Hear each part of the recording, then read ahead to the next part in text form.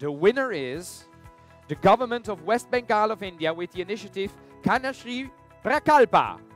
There they come.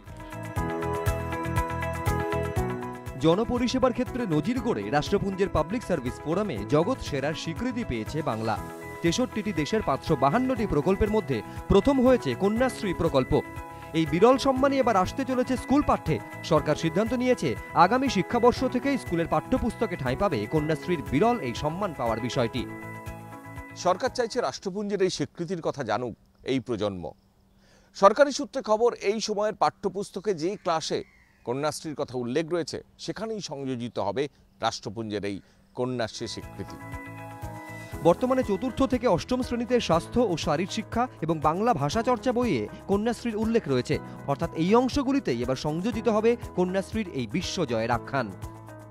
Kanyashree প্রকল্পের কথা উল্লেখ আছে আমাদের পাঠ্যপুস্তকে মাধ্যমিকের, সুতরাং সেইখানে আমরা আরও 2-3টে লাইন এই স্বীকৃতির কথা উল্লেখ করব, যাতে ভবিষ্যৎ প্রজন্ম কন্যাশ্রী প্রকল্পের এই মমতা বন্দ্যোপাধ্যায়ের অবদান, সরকারের অবদান এবং স্বীকৃতি তা মনে রাখতে পারে নেক্সট ইয়ারতে। সরকারের সিদ্ধান্তে সাধুবাদ জানিয়েছে বিভিন্ন মহল। পশ্চিমবঙ্গ সরকারের হাতে এত কম টাকা তা সত্ত্বেও তার মধ্যে থেকেও কীভাবে এটা করা হচ্ছে, এটা খুব বিস্ময়কর। এবং রাষ্ট্রপুঞ্জ একদম সঠিক প্রকল্পকেই স্বীকৃতি দিয়েছে। সিলেবাস একটা জিনিস যেটা হচ্ছে সব বিষয়ে ছাত্রছাত্রীদের সচেতন করে তোলা বা ইনফর্মড রাখা, সেদিক দিয়ে সিলেবাসে এই পুরস্কারের কথাটা বা এই স্বীকৃতির কথাটা নিশ্চিত অন্তর্ভুক্ত হওয়াই উচিত।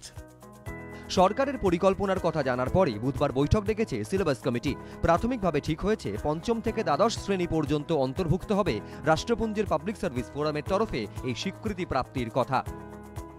আমাদের 5 থেকে 8-এর বিভিন্ন বিষয়ের টেক্সট বইয়ে কন্যাশ্রী নিয়ে বিস্তারিত আলোচনা আছে। 11-12-এও কিভাবে এই বিরল সম্মানের কথা নিয়ে আসা যায়, এটা বিশ্ব বাংলার এই ঘটনার কথা যাতে তুলে আনা যায়, আমরা চেষ্টা করছি সেখানে গুরুত্ব দিয়ে নিয়ে আসতে।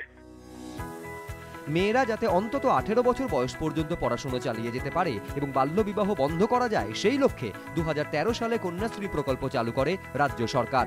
এই প্রকল্পের মধ্যে 13 থেকে 18 বছর বয়সী অবিবাহিত মেয়েদের 8ম থেকে দ্বাদশ শ্রেণী পর্যন্ত প্রতি বছর 700 টাকা বৃত্তি এবং 18 বছর পূর্ণ হলে এককালীন 25,000 টাকা অনুদান দেওয়া হয়। বর্তমানে কন্যাশ্রী প্রকল্পের আওতায় রয়েছে 39 লক্ষ পড়ুয়া। কৃষ্ণেন্দু অধিকারী, এবিপি আনন্দ, কলকাতা।